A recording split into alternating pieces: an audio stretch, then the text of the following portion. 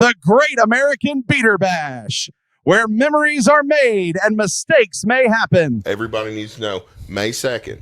That's Derby Day. Derby Day. Think Derby Day. Derby Day. Let's Derby go! Day.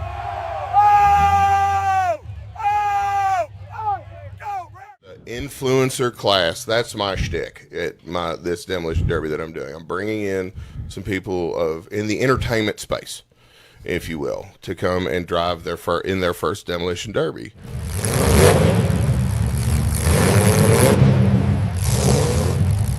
You can literally go out and buy a $500 shunt box. It may have fourth gear out, whatever. You're not going to need it. And then you do a very basic preparation and bring it. And you pay $40 for a chance at $1,000. Mortal Theory. We've got concessions, and then the Wicked Wieners truck's going to be there slinging hot dogs, slinging some glizzies. Freeman Brothers is sponsoring a car. I've got Boom Bad Fireworks sponsoring a car. Charlie Mike's at Dispensary is sponsoring a car. Mortal Theory themselves is sponsoring a car. There's going to be a Mortal Theory car. The list goes on. If anybody wants to sponsor one of these cars, this is the deal. I am sourcing the cars, preparing the cars, and then having them painted. And then the influencer, which we can match influencers to sponsors. It's there's no real feasible reason not to come. Unless That's what she said. yeah, to come. But Come join the event and invite all your friends. come see me at the Great American Beater Bash, Litchfield, Kentucky, May 2nd, Grayson County Fairgrounds, where legends are made.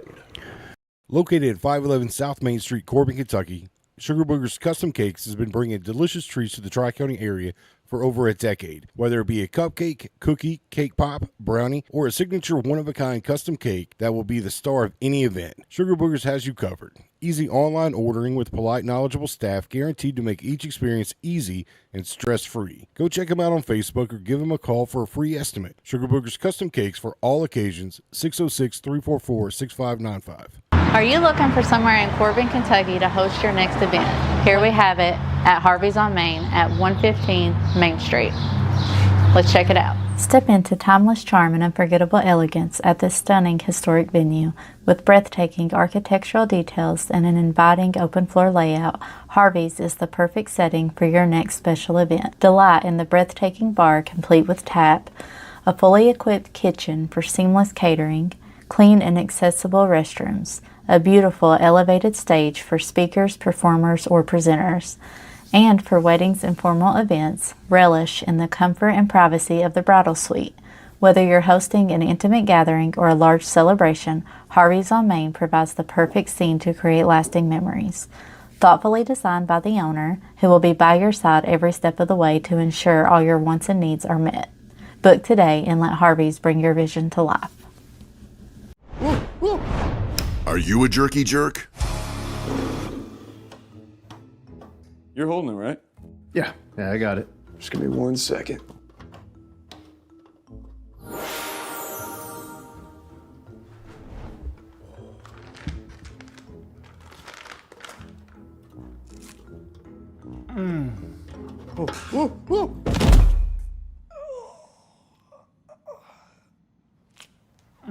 RJ's Beef Jerky.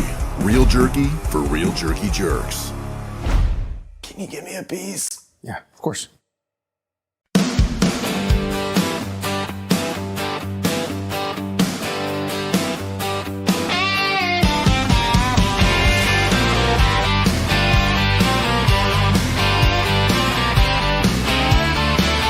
Kick off your boots, come gather round. We're digging up secrets that can't stay down. Bigfoot's out there in the midnight air. Aliens watching from who knows where. No sugarcoating, we're saying it straight. Bigfoot, alien, CIA. No sugarcoating, the truth on display. Jericho and Paul, bring it your way.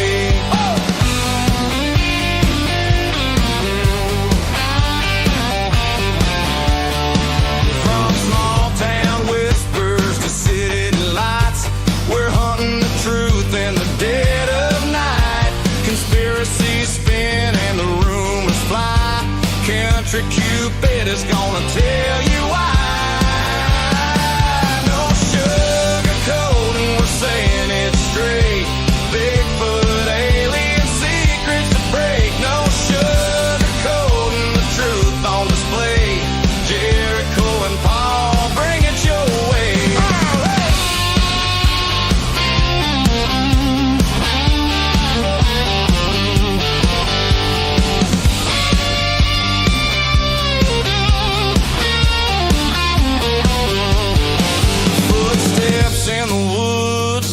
lights in the sky.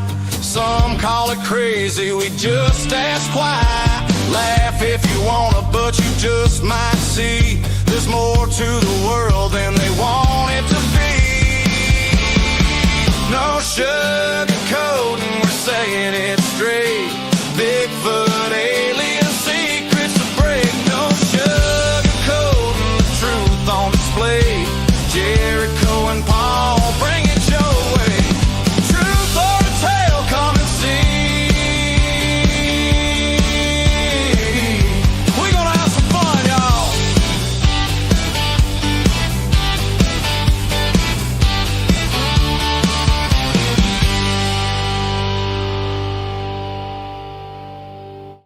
In a world where feelings are protected and men have traded big, beautiful beards for man purses and man buns, comes to you a podcast you always wanted and never knew you needed.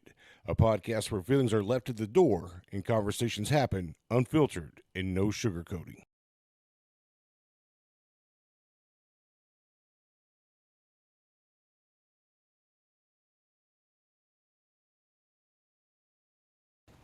What is going on, No Sugarcoating Podcast fans? Paul Buchanan wanted to reach out. The month of April is going to be full of candidates. We're going to see a lot of different people from a lot of different positions running, primarily in Laurel County and the surrounding areas. The No Sugarcoating Podcast crew wanted to let you know that we are by no means journalists. Do not come to our show expecting breaking news in regards to what's going on in the elections. We simply have discussions. We are not journalists. We are not a news show. We have discussions. We set our candidates in front of a screen where they can read the messages and they can answer the ones they want to. And we try to include the people watching's questions to the candidates. However, we're unable to get to all of them, and some of the questions the candidates cannot answer. They're just legally bound to not answering the questions. Again, and we can't make them tell the truth either, guys.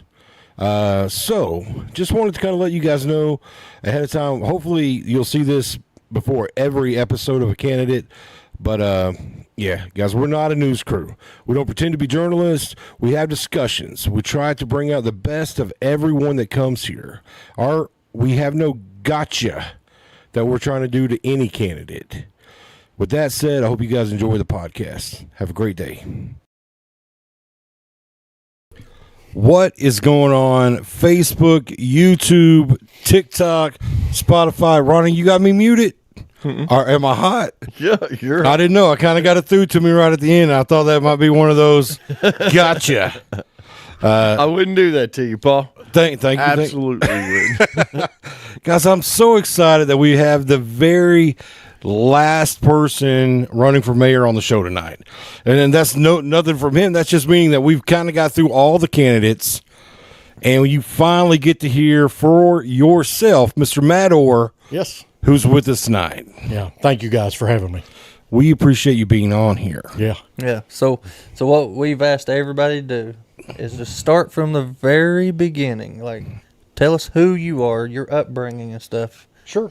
Yeah, before we get into the actual political part of it. So we do like a first hour of get to know you. Okay. And then the second hour, and that's when we kind of ask our questions that we have for you. Okay. And the second hour, we kind of turn it over to the people. Okay. That way you get the opportunity to speak to everybody. Yeah, I gotcha. I've grown up here in Laurel County, born in Corbin, at the Corbin Hospital, lived in London my whole life. Mom and Dad are Taylor and Carolyn. I've got 3 sisters, Bethany, Jennifer, and Amanda. They're all extremely loyal. They will fight you in a second over me. I've got 5 kids. And I guess kind of going into some of the stuff that I've done in my life, I was, started out working at the North Main Street McDonald's. Of course, I worked for my dad all the time. My family was in the mining business, and whenever I could work, I was working. Whenever I was old enough to start working, I was your working. First job was McDonald's? First job was McDonald's. So that's 2 mayor candidates that had the first job. There was another one, too. Who was the other one? It was the current mayor, Weddle. He said his first job was McDonald's. Yeah. Yes. I think he stole it from me. I did. No, I worked the breakfast shift at the North Main McDonald's. I got up I had to be there at 4:30 in the morning and crack a 5-gallon bucket of eggs every morning. That was my job right when I walked in. I had to crack a 5-gallon bucket of eggs for That's a lot of eggs. A lot of eggs. And then I went from there. I went to Finley's roller rink. I worked on 3 or 4 horse farms. I did, a little bit of mowing crews, you name it.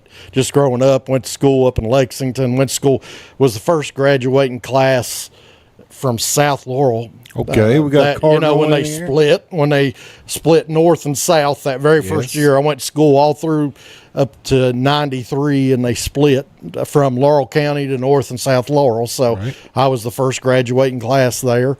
Went to school. I didn't finish college. Took a lot of business classes, stuff like that, and then stuff called here, and I came back to work here, and then got married when I was 20 years old. Yeah. And I've got 5 kids, 4 boys and a girl. And then I've got 2 daughter-in-laws, one on the way.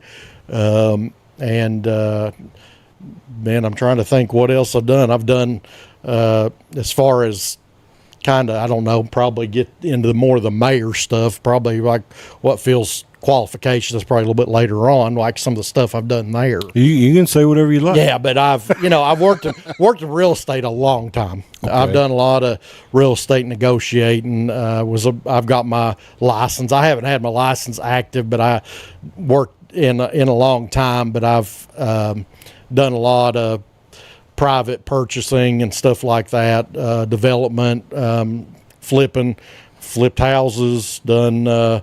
I'm trying to think. I've had worked in the coal business, worked in the rentals business. Basically, whenever you're raising 5 kids, it's kind of whatever you can do at the time, whatever you can do to make it work. And but out of all that, the basis, it's always been working with people.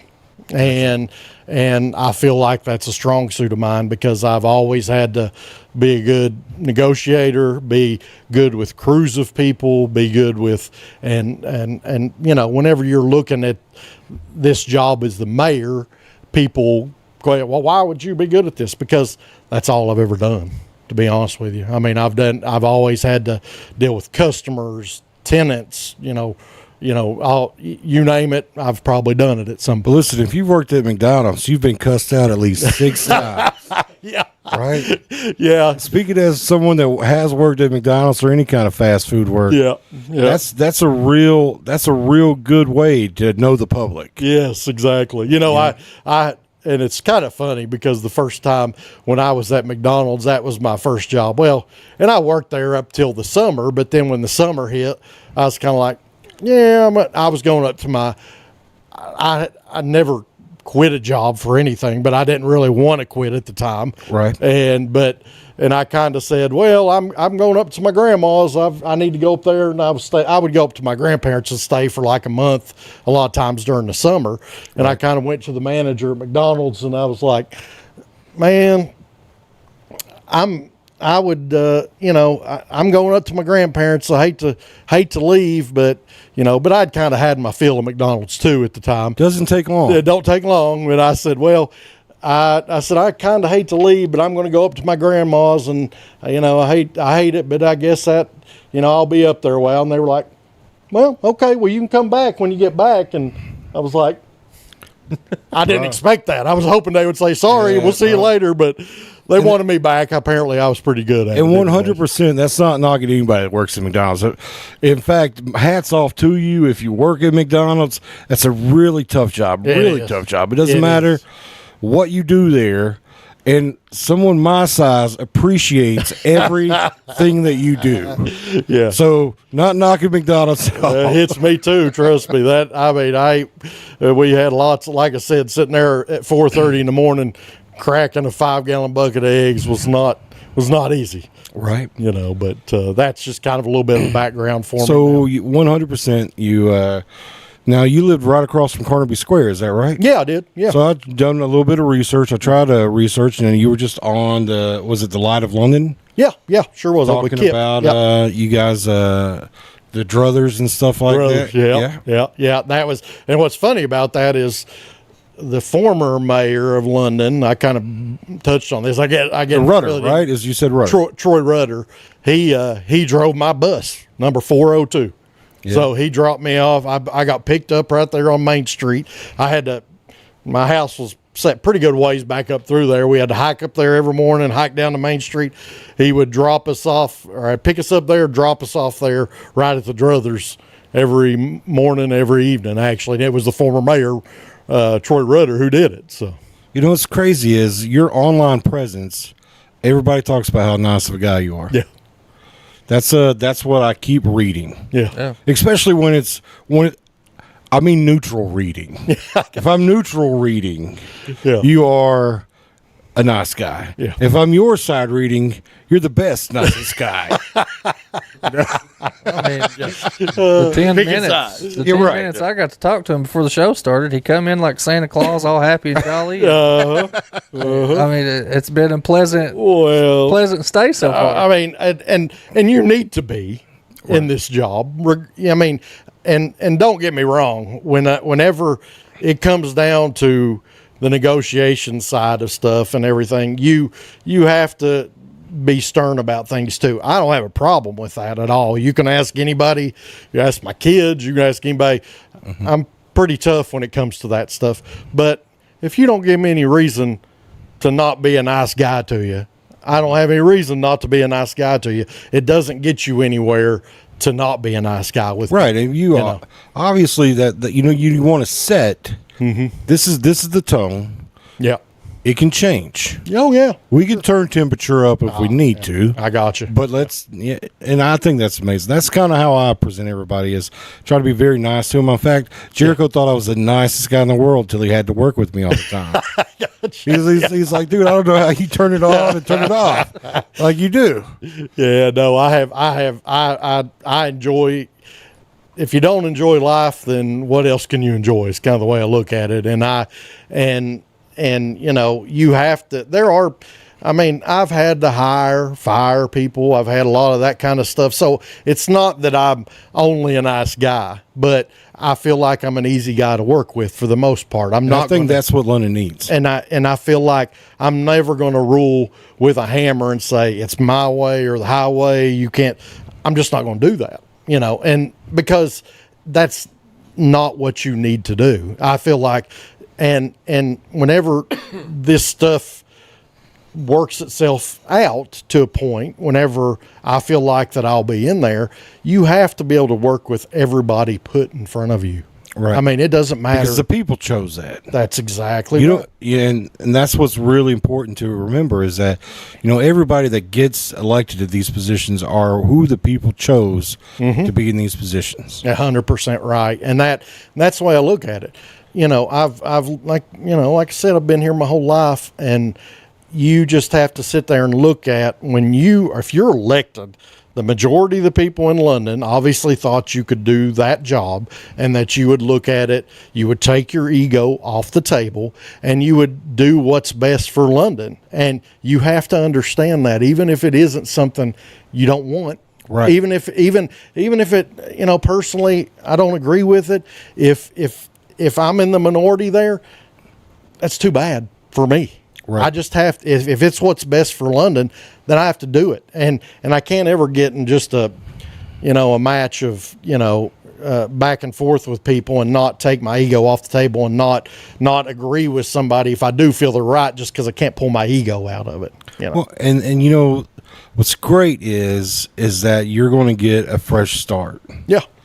If you were to win, you'll get a fresh start. That meaning that everyone on that council was elected. Yes. And that's kind of a big deal. Yes. 100% it is. And, I don't mean to bring it back there, but when we talk about the elections and the people getting to choose, I think it's really important to say, when or if you become mayor, that you'll get to work with the people that the people want there. Yeah. Exactly. So you don't really get to say, oh, this is stacked against it. You got exactly what the people wanted, and the people wanted you also. That's right. If I'm there, then I have to trust their judgment across the board. And I think that's awesome. And because if I'm not there to try to work with these people that are sitting here in front of me or sitting beside me, then I shouldn't have taken that job. Right. I can't, I shouldn't sit there and jump back and forth and say, well, this guy made me mad. This guy, that's fine. I mean, you get people make you mad. I go door to door every day and get yelled at. I mean, that's just the truth. And you have to kind of a volatile. You have to have thick skin with this stuff. And if you don't, it's not the job for you. You shouldn't have signed up for it if you don't. You can't. You have to sit back and take the criticism. You have to try to give your best to make it a peaceful environment with everybody up there. That way you're pushing London forward, not yourself. That's not why you're there. One of the things that's important to mention that before the podcast started rolling, and this is just when I just walked in, I just walked in like 25 minutes ago. And, I kind of introduced myself and we get to talking just for a moment. And Matt says, listen, the biggest thing for me is to unite London. Mm-hmm. I mean, in the 6 minutes of commercials, that was one of the first things that you said. So I'd imagine that would be one of the first things that you want to tackle as a mayor. Can you elaborate on that a little bit? I have to obviously sit down and look what's in front of me. That'll take a little bit of time to process because there'll be a learning curve there. And it don't matter who it is. There's going to be a learning curve whenever you come in there because you're going to have, obviously, what is here in front of everybody is the mayor and all the council. And that's most likely going to look different. And so whenever you have that, what's in front of you, you should get together and with everybody sitting there individually and pick their brain with stuff and think, how's the best way you and I can work together and you and this person and I can work and to try to understand what makes people tick. If you're going to take that job, you have to understand what makes people tick. Because if you don't understand that, and these are people that I'm obviously going to have a really close relationship with for the next, at least 2 years. Yeah. So what are you referring to? Like what their specialties are? Yeah, probably just kind of what they're good at. That's kind of we spoke about that once before on here. Is figuring out what each person's specialty are. Yeah. And let them try to figure something out with that specialty, and then once they do, that's right, come back together, and collectively agree. Yeah, because if you're sitting there looking at it from the standpoint of London, this dude over here may have some great ideas about a certain subject, something that could help London move past this. This gal over here may have some kind of thought on stuff like that. So you need to sit down and talk about it because it's probably going to be a brand new thing to several of us. I mean, honestly. And so, you just because of a number standpoint there. So, I think that's the first thing to do. And then you've got to sit down and look at what's at hand there with everything that's been going on the last few years and all the stuff that's out there to deal with, because no matter what happens between now and then, there's still going to be a lot of this stuff on the plate going on. Right. And that's going to be sitting there that we probably have to work on. And I don't know what the end result is with a lot of these, the lawsuits and things like that, all this stuff that's hitting right now. I just assume, just based on the things I know about, working things through the court, there's still probably going to be a lot of that stuff sitting out there. So that'll probably be stuff that I have to work with there. And then at the end of that, then you kind of see how to move forward. Right. I mean, because that is something that you'll have to kind of check out because, there's the litigations that are continuing. Yes. And, I don't have an opinion on what side of that anybody needs to be on. Yeah. But then you have, so your election over in November too? Well, yeah, we have the primary here in May the 19th, and there's 3 of us running. 2 from there will move on till November. And then in November, then it's done. And then you come in first part of January to take office. Because it's a bipartisan position. Correct? Yes, it's a nonpartisan. Nonpartisan. Yeah, it's nonpartisan. So what that means is that we're only Republicans. Because I was about to ask. Yeah, we're only Republicans are running for sheriff. Yeah. Their race is over in May. Yeah, exactly. Because it's a Republican-Democrat race. But as far as the mayor and city council, it doesn't matter whether you're a Republican or Democrat. It's a weeding down process. So May weeds the candidates down for a general election in November. Exactly right. Yeah. I think it weeds the council down to 12 because I think it's double the amount of candidates. So they're 18 right now. Yeah, there's 18 right now. So 6 will be on May the 19th, and then you go on from there, and then the council just knocks out one, or the mayor just knocks out one of the 3, and then the next 2 go on to November. So I think that's pretty awesome. Yeah. One, because if you do get to move forward, then of the 12 people that you'll start having to have relationships with, you'll know there's 6 of 12 people that you need to have relationships with. That way you have time between May and November to start creating and cultivating relationships. That way, when the transition's made, or if there is a transition, well, there definitely will be on the city council side. Yeah. Because 2 of those folks are not running again. So we can definitely say the city council is going to look different in November. Yeah. And you can probably, after May 19th, you're going to have a pretty good idea who's probably going to be there in November, after November. And because, their stuff's pretty divided. It's kind of like politics on a national level. You don't have a whole lot of people on the fence with stuff. Well, London is on a national level right now. So. You hit around the nose. Unfortunately, for the reasons we're on, I don't like that, and I want London to get back to being not in the news, because it's in the news now for the wrong reasons, and I don't like that. Being from London, it's just I've never seen it where it is now, and when I get. Drew kind of touched on earlier. I've got family from Pennsylvania that called me and was like, this before I was even running, but they're like, what is going on in London? They're seeing it on TikTok and seeing it on all this stuff. And they were like, what is going on? Well, the next call I got when I announced for mayor were like, are you stupid? Because they're like, why are you getting in the middle of that? That's exactly what Jericho said. He goes, I wouldn't run for anything in London if you paid me $1 million right now. Yeah. But I love London. And I said, it has to change. And if I have to be the one to do it, then that's just the way I look at it. And I had people that knew me, that knew my background, and knew I can do this right here all day long with people and try to work stuff out and want to work. Me and you had disagreement. It's fine. Let's be big boys and work it out. And just like anybody in here, that's just the way I am with people. I don't like having conflict. I would rather sit down in a room and try to work things out before you get in front of a camera and hash it out in front of everybody that's watching. And I feel like there's some of that out there that needs to be worked out. That's where London gets a whole lot of the attention from. I'd agree with you. We said it on here, and I'm really happy that we're going to have a council member on next week. Okay. And I'm excited that we actually get to say something or speak to somebody of the council.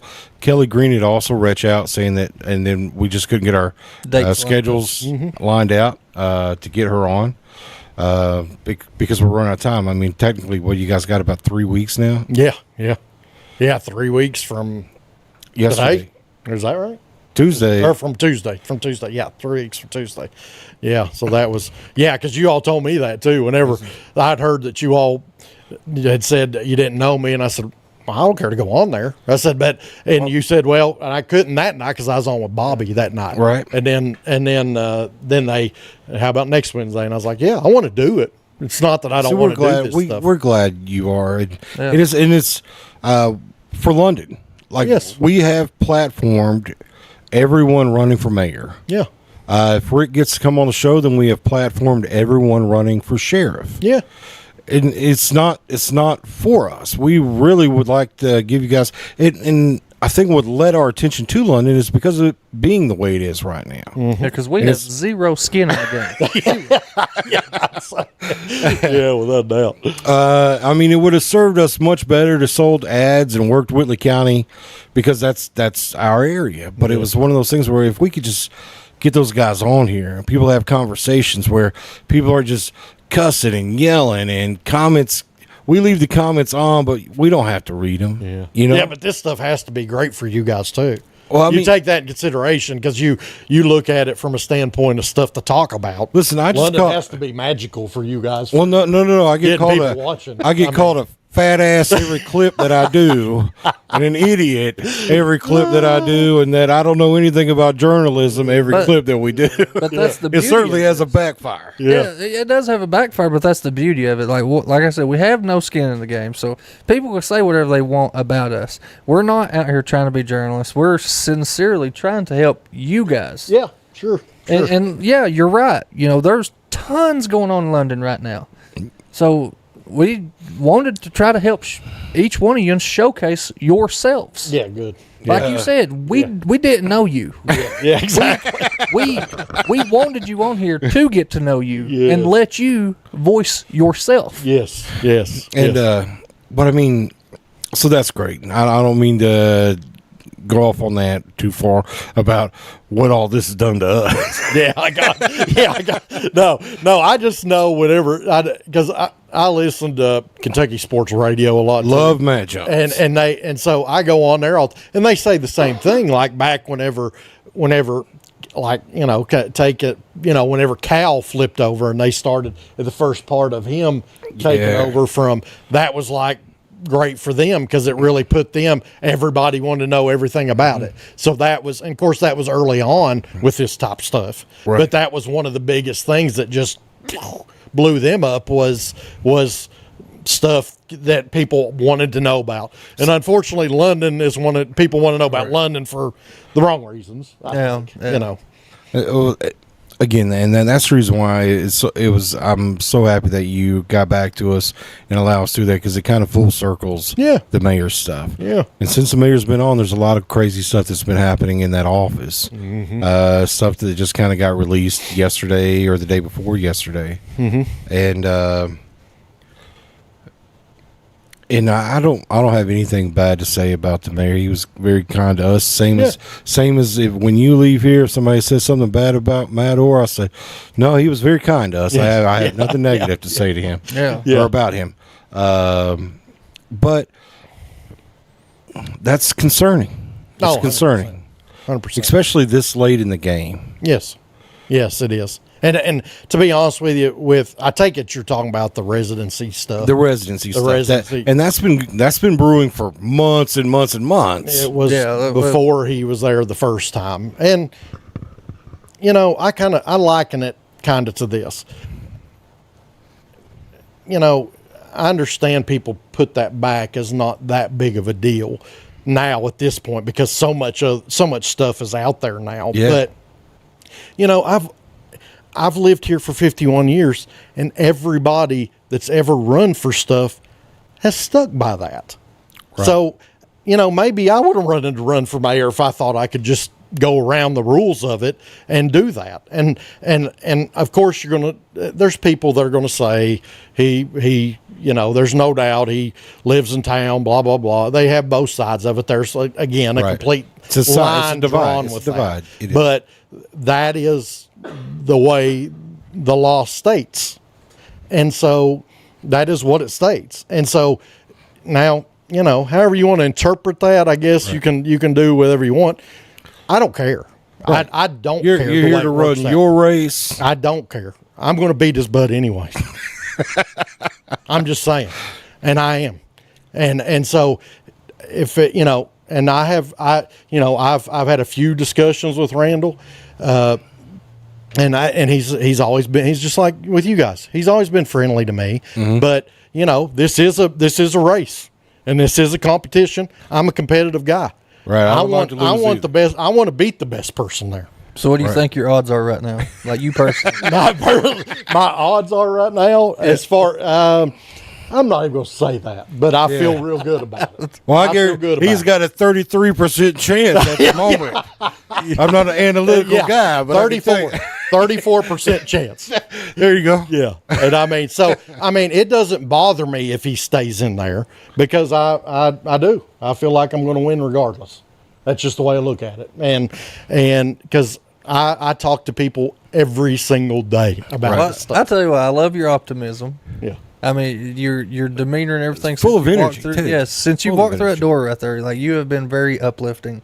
Oh, good. So, man. Yeah, and that's part of just me. I'm telling you, you ask anybody that knows me, and London needs that. Yes, London 100% right. Yes, they do. I mean, London needs that, no doubt about it. So, do you have any plans? Like, I know that we kind of got off into it for a moment. You're like, listen, it's going to take me some time to sort this stuff out. Yes.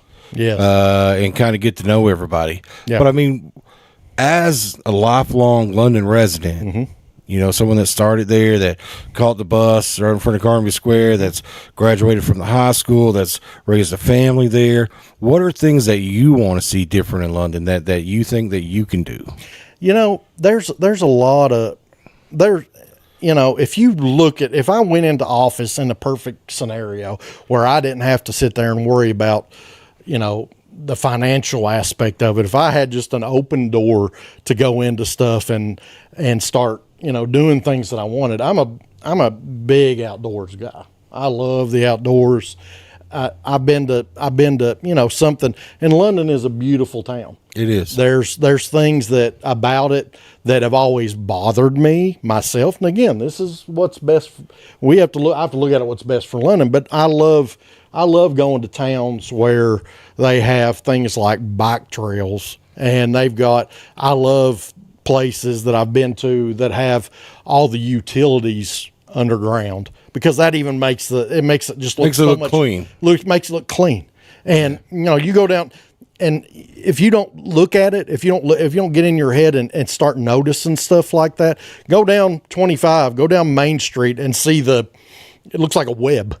Well, that would even make London look that much better, you know, having underground utilities. And I know those are big things, and I haven't looked into that, but that's stuff you can work on. I mean, they're still doing all in the middle of all the roadway work. That might be a 26 step problem, but you can do 10 or whatever. Well, and the thing about it is, just like all this road work, all the road work that's been going on in London like crazy was all started by Brandon Storms, him getting funding for that years ago. Luckily for the mayor now, most of it's all hit with him. So a lot of people kind of try to, you know, give him credit for that. And he does have to work with his street departments and stuff to make things happen with that. But all the funding for that came, you know, from our representatives, and Brandon Storms in particular came in and secured a lot of that funding to help London really. And that did make it clean,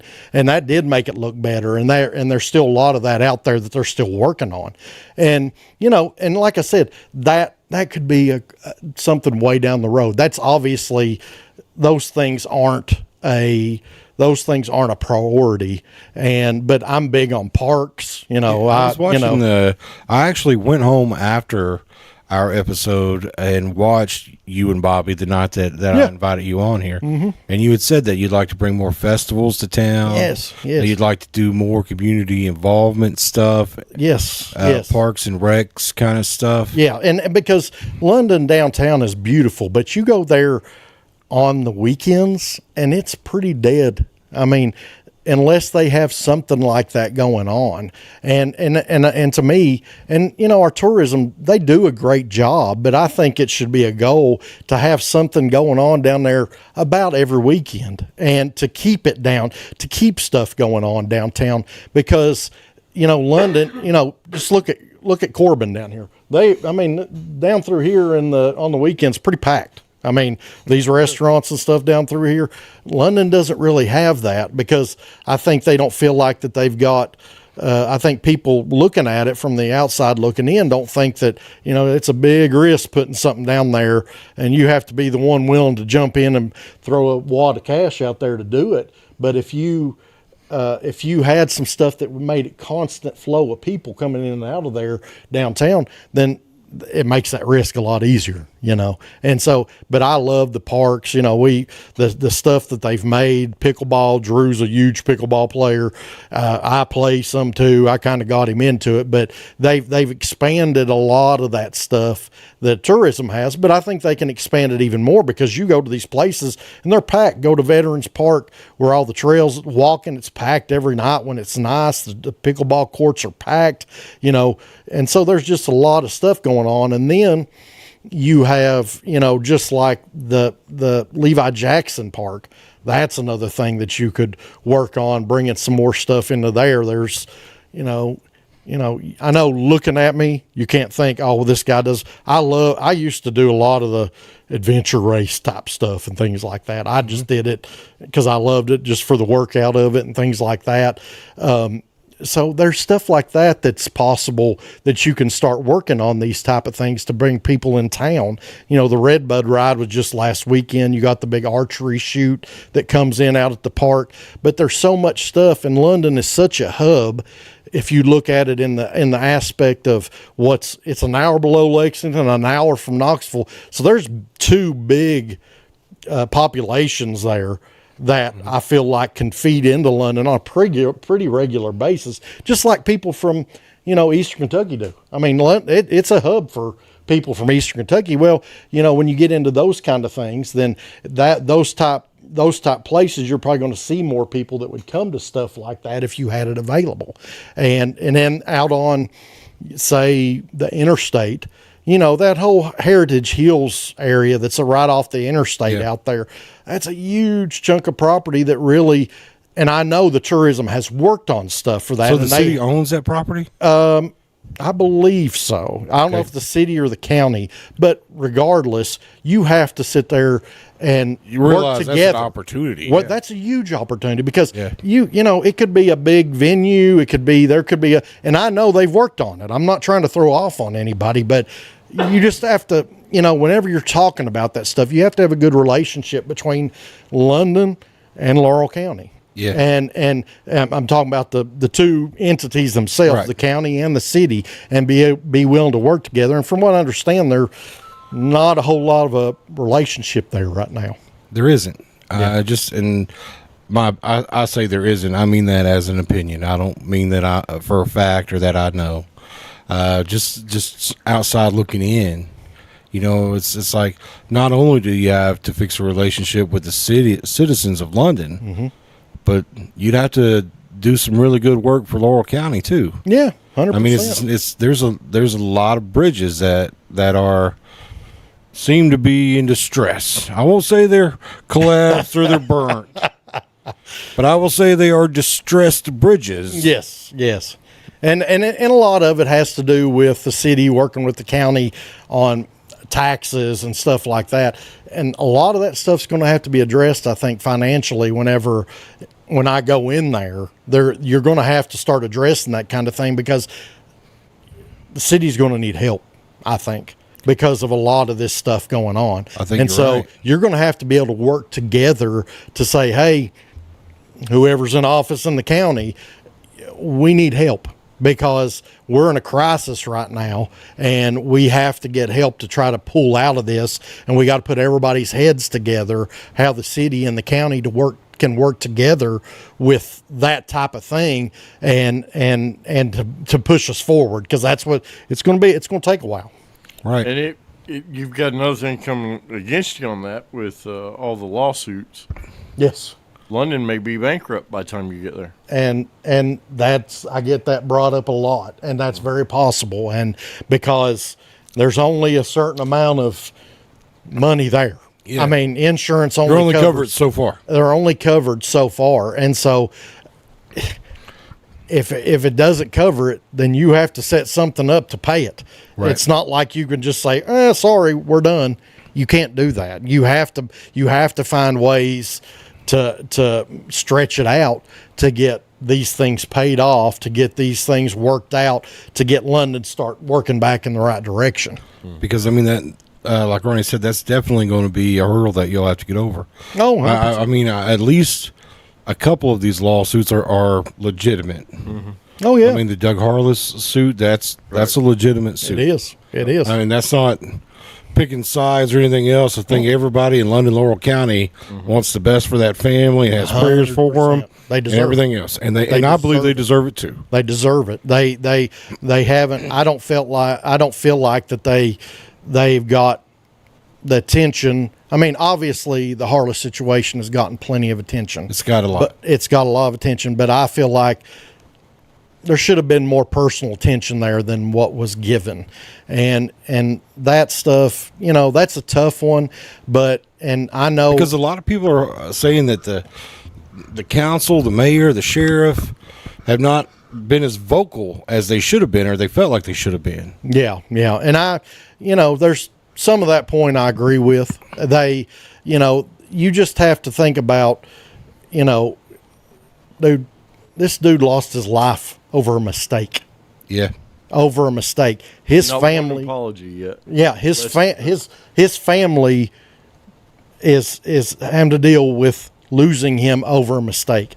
And really, from what we've seen, out so long it's nothing has really happened about it. Mm-hmm. I mean, and there, if it came down to where, obviously you can't just go in there and just say, we're shutting everybody down, everybody's canned, you're leaving, you're going on. You can't do that. But you have to be able to point to a place and see who made those mistakes. And if you made that mistake and you cost this guy his life, you probably don't deserve to have a job anymore. I'm sorry. That's fair. And I mean, that's just the way I look at it. But I've seen people get fired for eating on their lunch break. Exactly right. Exactly right. And I know there's lots of guys in the police department that didn't have anything to do with that. Definitely not saying that everybody in the police department was bad. Not at all. But somebody because made the call to kick the door. That's exactly right. There was somebody there made a giant mistake, and it's never been taken care of. Yeah, it never has. And that's just the way. And it's like you said, it's going back to those the lawsuits, and it's going to definitely, there will be a price to pay for it with 100%. I believe that. Yeah, but you have to take your personal relationships. If I was in that situation and I know somebody made a mistake, no matter who they are, this dude lost his life. Right. You have to be willing to make that call, no matter who he is, no matter who he's related to, and say, I'm sorry, you screwed this up. Yeah. We can't do this. That's not acceptable. Yeah. End of story. And you sure shouldn't, just go by and not have any kind of consequence for it. I mean, and that's basically the way it's looked at right now. That's the way that I see it, in my opinion. And I don't mean that negatively to everybody involved. The way that I would explain that is that things should have moved faster. I know that you can't make the wheels of justice turn any quicker, but I'm sure that the Harless family is tired of us talking about them, tired of everybody talking about them. Mm-hmm. And if they've drugged this along we're at 16 months, almost 16 months with this, and we can't have a conversation 16 months later without mentioning it because it's never been resolved. There's no closure to it. And no, that's what I'm saying with the whole thing is, as the person that made that call should, appeal to the family. I mean, if it was your family, if I made the mistake and made a call, verified the wrong address, whatever it was, I'd be on my hands and knees to that family. I'd be there with them. Yes, 100%. In debt, I'd be like, I got to step down. I wouldn't even be able to control myself. No. I'd even the lawsuit, the lawsuits about what Jim's just speaking about. I would love to say they're going to win this lawsuit, and but they're still not going to give them closure, though. No, that's what I was about to say. The money is not going to give them closure. No. To me, if it was, I'm going to say my wife. If it was my wife that got shot dead, the only thing that's going to give me closure is the man that shot her. Yeah, something happening to him. Yeah, yeah. Well, that's not necessarily. That's my opinion. Disclosure. You know? Yeah, that's what I'm saying. That's my opinion. Yeah. Yeah, it's a tough situation because we never knew where the mistake was made. Right. That's the problem. Yeah, and so you can't. It's hard to point a finger at one single person. Right. Whenever you sat here for 16 months and not heard exact. I mean, now don't get me wrong. We've got all the paperwork. They've released a lot of that, and that's part just of it. recently, and it sounds like that it's probably even going 1,000 pages, and it's probably going farther. There's probably more investigations coming into that, but you can't. Somebody can't get killed for a mistake and there not be consequence, right? I mean, and not just monetary. And there's too many people there for nobody to look at the number on the door that you can see plain as day and see that it doesn't match the warrant. Yeah, in the pictures they released. Yeah, even in that picture, right there was the number. Yeah, big number too. It wasn't a little number; it was a big number. I mean, all right, and you know, I mean. I don't know all the ins and outs of it, so I'm not going to sit here and try to pick it don't apart. Want to put you in because I don't. I mean, that's just but that seems to be what I hear everywhere I go. That they're just fed up with it because of that. They just there's not any kind of consequence to it. Yeah, Listen, you can sit there and say they got. Oh yeah, well they're going to get this much money. Okay, but that doesn't make that family feel better. No, it won't make them feel better. It won't satisfy the city of London either. No, I agree. Listen, I appreciate you talking openly about it because I mean, we've not really had the opportunity to really get into opinions about it because a lot of it's deep, touchy. It's a touchy subject, and a lot of things. Like I think when the mayor was here, that information hadn't dropped yet, or had maybe just dropped at the time. I'm not really sure, and we didn't really get into it. With Tracy very much, but I appreciate you being so open about answering. I don't. Like I said, I don't have any reason not to, and I haven't. I mean, I don't get on there and fight with everybody every day about stuff like that. But that is one of the biggest things in London that happened in a long time. I don't know how half of London don't have arthritis with their hands or whatever, where their hands are like drawn up and stuff like that. Like if you get started on something, it just stays. And again, I hate that. And I like a bunch of them. Yeah. And there's all different kinds of characters in London. Yes, on both sides, and you can't help but I like some of them. I know, I've been the J Money guy. No, actually, he said he was my biggest fan, and I like that. Yeah, he's your big they fan. had, I just look at it because, there's been, when you're in a tough situation like that and you sit back and look at it, and I've been in tough situations in my lifetime that people don't look at it on the human perspective from, say, the Harlesses. They want to sit there and fight about it online, but they're not sitting there thinking about looking them at having to read thinking about those people. And, you have to pray for them every day because they're the ones that have to, this is just fodder to everybody on the internet, but to them, they're missing somebody now for the rest of their life. Well, and they can't even let it go because they read it every single day. That's it. And then a lot of it's opinions. I would imagine that it's somewhere in a 50-50 or 60-40 opinion fact that they're reading. Yes. And that they don't even want to comment about, because if they were to say something about a comment, then they would either be, you don't know what you're talking about. Somebody would say they don't know what they're talking about. They don't. I know. Somebody would say that. Yeah. And I hate that for them. Yeah, I do too. I've talked to them and they're good people. And it's just tough. They don't. So before we go to our 8 o'clock break. Go ahead. What's one rumor that you've heard about you? One rumor that you'd like to dismiss. That I'd like to dismiss. So let me just recap. Okay. Weddles he was in the cartel. Okay. That's what he said. He's the rumor is I'm in the cartel. Tracy was that she was gay. Okay. And mine, I would have to say this because this was a new one, that I was a raging alcoholic. And that was the first. I heard that one, and Angela brought that up to my, she made a post about it, but that was the one that I can, anybody that knows me, I can have 50 people that can sit on there and say, my buddy TW that runs with me constantly, he laughed because he said, we've been together for 15 years. And he said, for somebody to say you're a raging alcoholic and 15, he said, I've been with you 15 years and that's the craziest thing I've ever heard. And, so that's probably the big one. Probably raging. This Dwayne. This could push me a little bit closer to that, but I'm not at all. Trust me. This Dwayne. Not at all. I'm sure this is something that you want to dismiss too. I've heard you on other podcasts already dismiss this. Yes.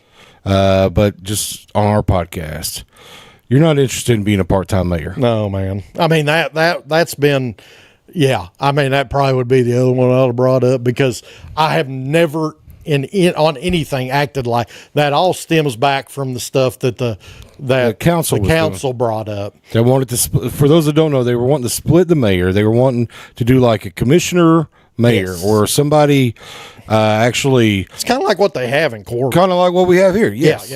Yeah. Where somebody kind of is behind all this, and then we have a figurehead of a mayor. Yes.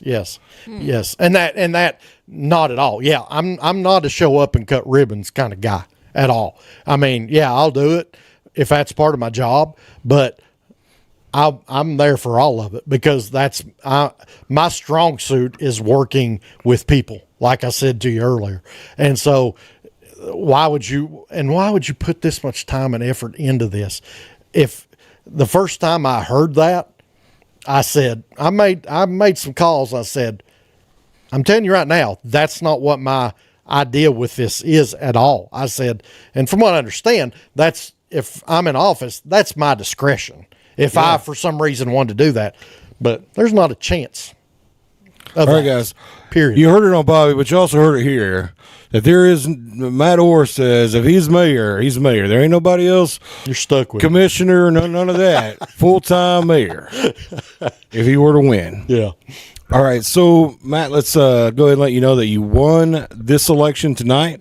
Okay. Everybody's voted for you. Yes. So when we come back from 8:00, you will be spinning the wheel of misfortune. Okay. If you don't know how that works, you'll spin it. If it's something that you would do, you can go ahead and do it. If you're like, nah, that's a little bit too ridiculous for me. Okay. We have a hot jelly bean or a nasty jelly bean that you can do to supplement the loss. Just to let you know, though, that Tracy did do the TikTok dance on there. Oh my God! Yeah, so I'm not dancing. I don't. Saying, I can tell you your right opponent. now. Your opponent did the TikTok dance. I was just saying. Everybody loved it. I don't dance. I have zero rhythm. All right, so guys, get your questions ready.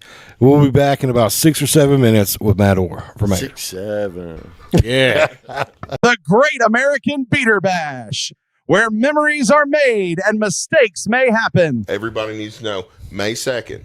That's Derby Day. Derby Day. Think Derby Day. Derby Day. Let's Derby. go!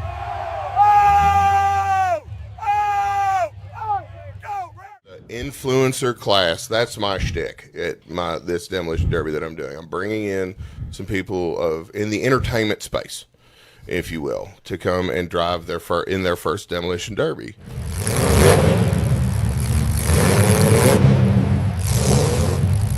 You can literally go out and buy a $500 shunt box that may have fourth gear out, whatever. You're not going to need it. And then you do a very basic preparation and bring it, and you pay $40 for a chance at $1,000. Mortal Theory. We've got concessions, and then the Wicked Wieners truck's going to be there slinging hot dogs, slinging some glizzies. Freeman Brothers is sponsoring a car. I've got Boom Bad Fireworks sponsoring a car. Charlie Mike's at Dispensary is sponsoring a car. Mortal Theory themselves is sponsoring a car. There's going to be a Mortal Theory car. The list goes on. If anybody wants to sponsor one of these cars, this is the deal. I am sourcing the cars, preparing the cars, and then having them painted.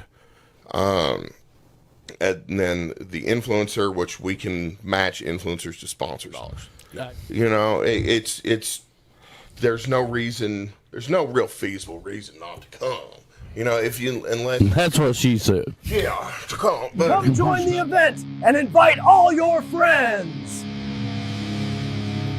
come see me at the Great American Beater Bash, Litchfield, Kentucky, May 2nd. Grayson County Fairgrounds, where legends are made.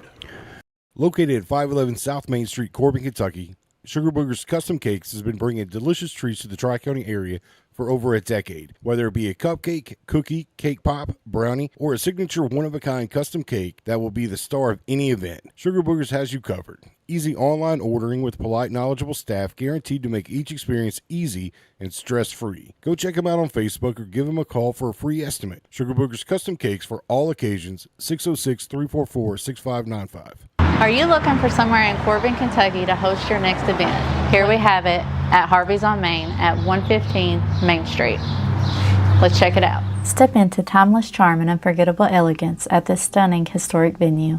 With breathtaking architectural details and an inviting open floor layout, Harvey's is the perfect setting for your next special event. Delight in the breathtaking bar complete with tap, a fully equipped kitchen for seamless catering, clean and accessible restrooms, a beautiful elevated stage for speakers, performers, or presenters. And for weddings and formal events, relish in the comfort and privacy of the bridal suite. Whether you're hosting an intimate gathering or a large celebration, Harvey's on Main provides the perfect scene to create lasting memories. Thoughtfully designed by the owner, who will be by your side every step of the way to ensure all your wants and needs are met. Book today and let Harvey's bring your vision to life. Are you a jerky jerk? You're holding it, right? Yeah, I got it. Just give me 1 second.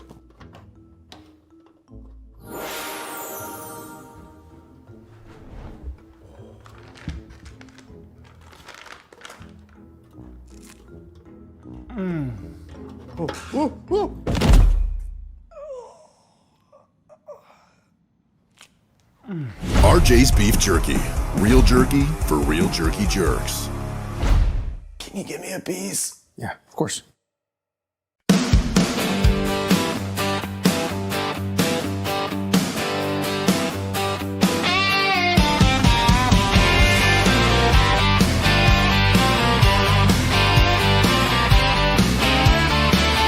Kick off your boots, come gather round. We're digging up secrets that can't stay down. Bigfoot's out there in the midnight air. Aliens watching from who knows where. No sugarcoating, we're saying it straight. Bigfoot, alien, CIA. No sugarcoating, the truth on display. Jericho and Paul, bring it your way.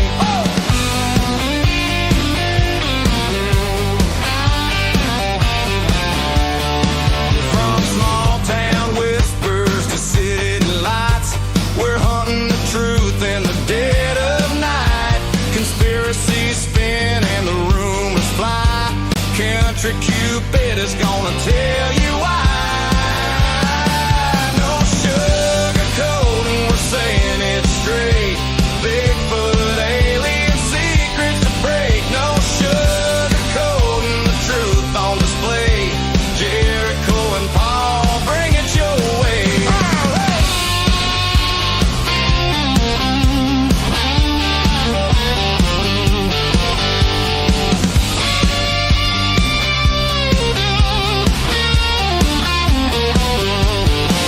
Footsteps in the woods, lights in the sky. Some call it crazy, we just ask why. Laugh if you wanna, but you just might see there's more to the world than they want it to be. No sugarcoating, we're saying it straight. Bigfoot, alien, secrets to break. No sugarcoating, the truth on display. Jericho and Paul, bring it your way. Truth or a tale, come and see.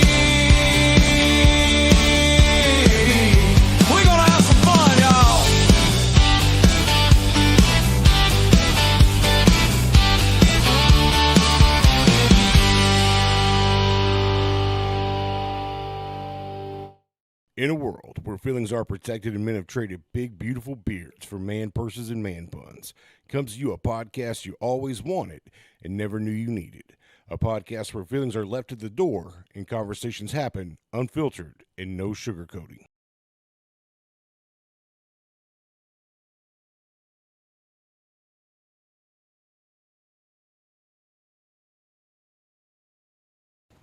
What is going on, No Sugarcoating Podcast fans? Paul Buchanan wanted to reach out. The month of April is going to be full of candidates. We're going to see a lot of different people from a lot of different positions running, primarily in Laurel County and the surrounding areas. The No Sugarcoating Podcast crew wanted to let you know that we are by no means journalists. Do not come to our show expecting breaking news in regards to what's going on in the elections. We simply have discussions. We are not journalists. We are not a news show. We have discussions. We set our candidates in front of a screen where they can read the messages and they can answer the ones they want to. And we try to include the people watching's questions to the candidates. However, we're unable to get to all of them, and some of the questions the candidates cannot answer. They're just legally bound to not answering the questions. Again, and we can't make them tell the truth either, guys. So, just wanted to kind of let you guys know ahead of time. Hopefully, you'll see this before every episode of a candidate. But, yeah, guys, we're not a news crew. We don't pretend to be journalists. We have discussions. We try to bring out the best of everyone that comes here. We have no gotcha that we're trying to do to any candidate. With that said, I hope you guys enjoy the podcast. Have a great day. All righty, we are back from that really, really well-needed break. Everybody got their potty breaks, smoke breaks, everything done. But now it's time for the fun part. Are you ready? You excited? Ready. Ready. We're going to get you to spin this lovely wheel right here. Oh, God. Now, don't sissy spin. I'm sorry. I may not be ready. Listen, don't sissy spin this thing. Okay. All right. You know, treat it like you would you. I don't even know what the things are. Don't read it yet. Just spin. I'll hold her still for you. Okay. Give it a good. Just give it a good spin, right? Give it a good one. All right. There we go. Oh, one of the better ones. Eat a bean boozled. Really?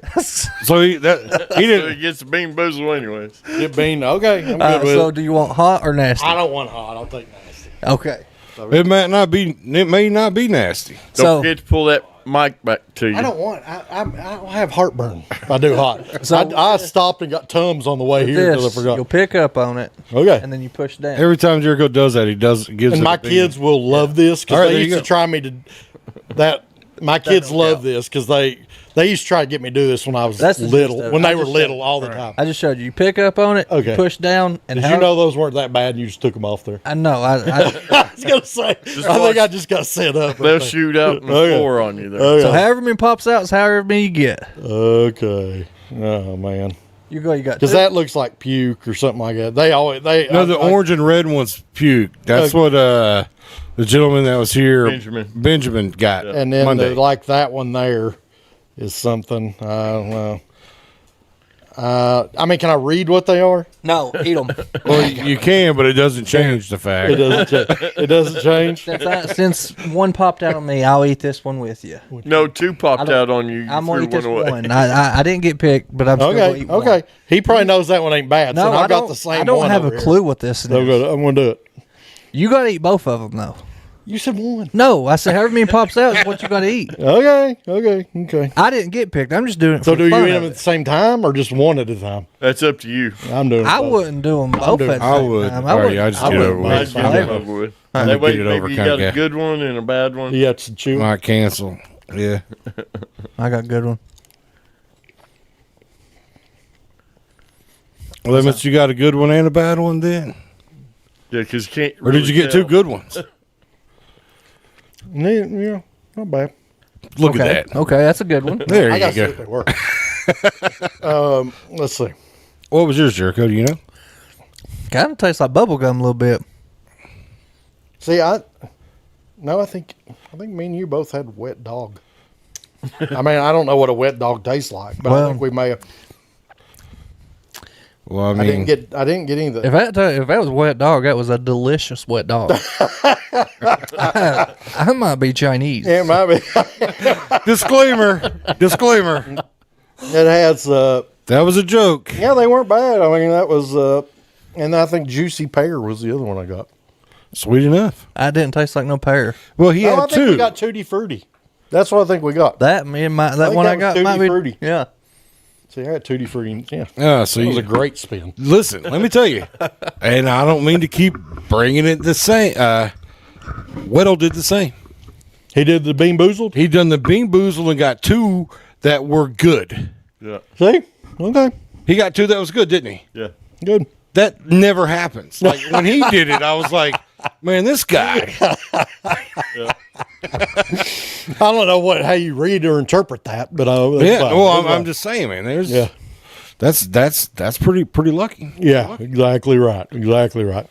All right. So now this is part of the show that. What was that, Jericho? Nasty. So that was probably Wet Dog because they look kind of like that. No, that was like stink bug or something. Oh, okay. Oh, okay. Oh no. Okay. Nope. Okay. Yeah, mine weren't bad. I didn't even get that on camera. Yeah, I know. So Jericho's tried his other one and got a little bit of a wet dog or a stink bug or something like that. I don't know. Yeah, it is nasty. It's like a bed bug. All right, guys. So we are ready to take questions from you all. We will do our best to answer them as they come through. However, these things happen pretty quick when people start typing. So to kind of just get us started off, let me have the first question. How did you feel did you get to watch the council meeting today? Today, yes. Yeah. How did you feel? How would you feel about keeping the city inspector or the state inspector within the city instead of moving it to the state inspector? Because I guess, and this is just me asking, because I don't know that much about it. I was just listening to the thing. Let me preface this because I watched just bits and pieces of it, so I know there was some talk about because this is not a gotcha question. Yeah, gotcha. Because they tabled it today. Yeah, and Juddy's like, well, I'd consider it. I just want to know more about it.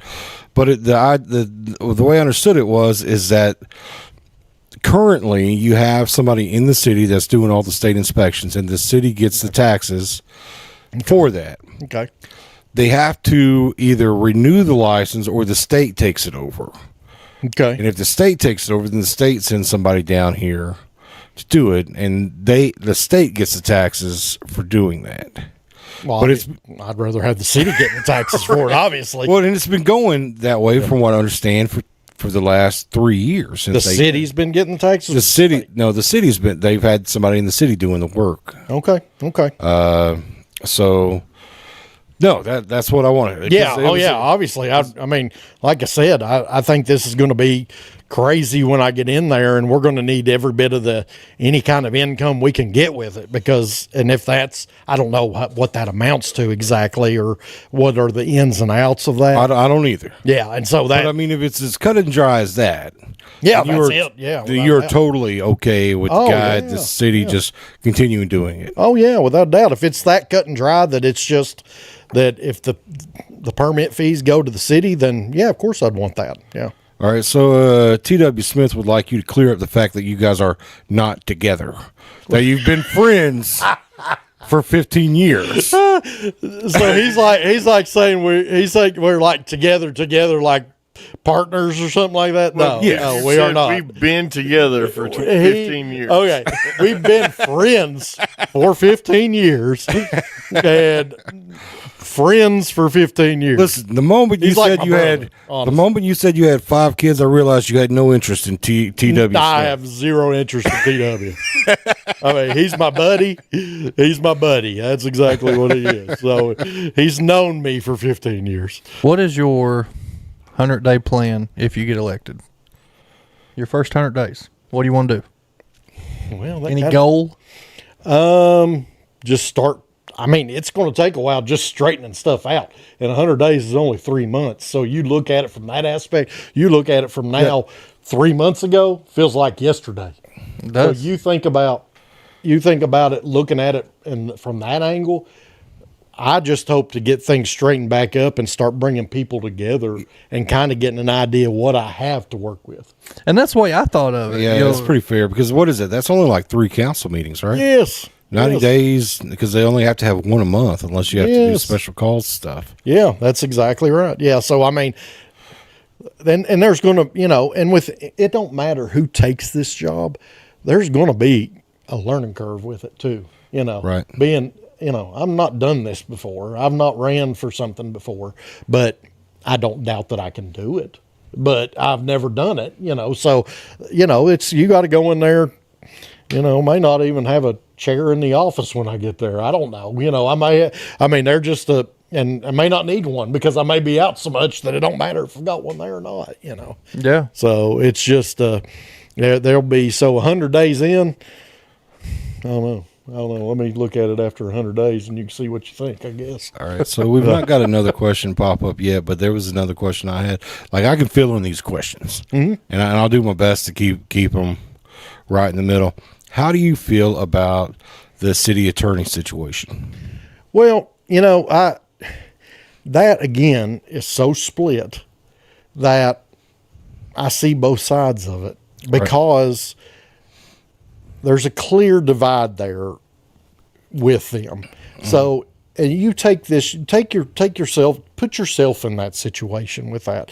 If you go into a situation in a room where this person over here and you're talking about the legality of things and stuff like that, and you come in here and this guy's got a attorney sitting here, and you walk into a room when you're trying to work on something together and something that could possibly be, a legal issue. Right.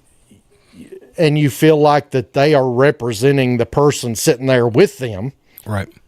Then that would be a tough situation to be in. It is a tough because then you feel like you're sitting there out in the wide open. Now, do I think that it'll be that way going forward? No, I hope not. I hope it's just the city attorney and he's there working for everybody there.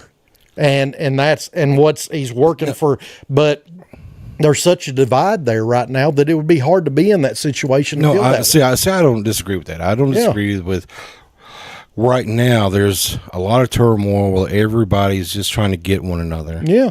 And nobody feels comfortable not being represented in that situation. Yes. And, but you said, when things go back, I'd like there just to be a city attorney representing all of us. Yes. And the city.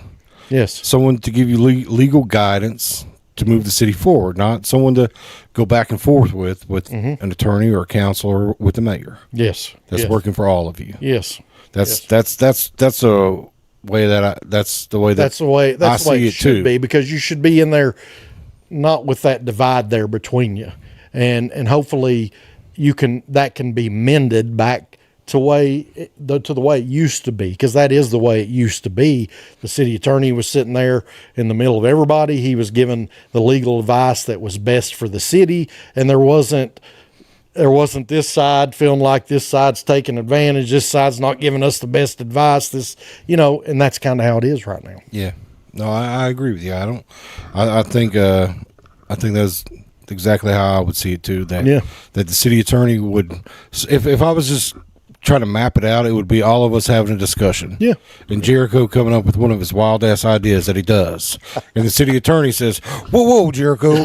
Yes, we got to keep this legal. And everybody's still on the same page. That's. Well, how can we take it out of you and make it legal? Yes, exactly right. Yeah, exactly right.